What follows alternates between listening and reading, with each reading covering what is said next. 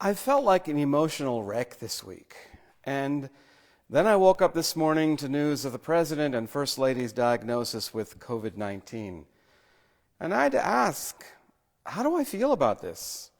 Because, in the heat of battle, such as we are right now for the soul of America, in the heat of battle, emotions can often overheat, and we can treat opponents as enemies. And for them, we wish bad things.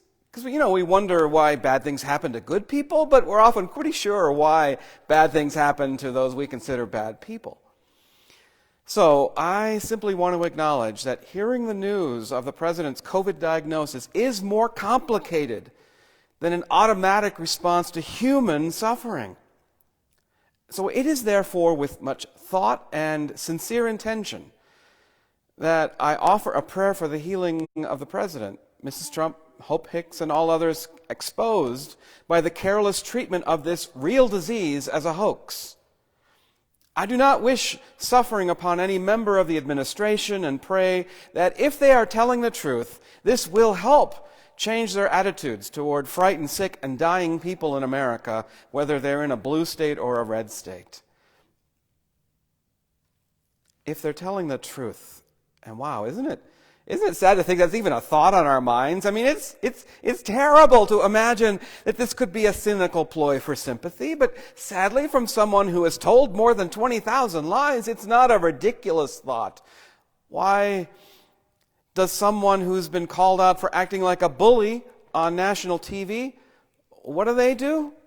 Well, anything to draw sympathy or prove it's not so bad.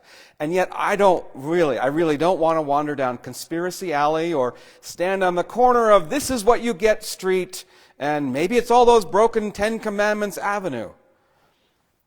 I really do want to call upon our better angels and offer our sincere wishes for the healing of all affected, especially those at risk as butlers and cooks and gardeners in the White House, the Secret Service and members of the military whose jobs put them at risk, surrounded by their maskless leaders. In the end, judgment is for God. Empathy is all that's required of you and me. Empathy for the American people and our leaders, no matter who they are. So, our best wishes to you, Mr. Trump.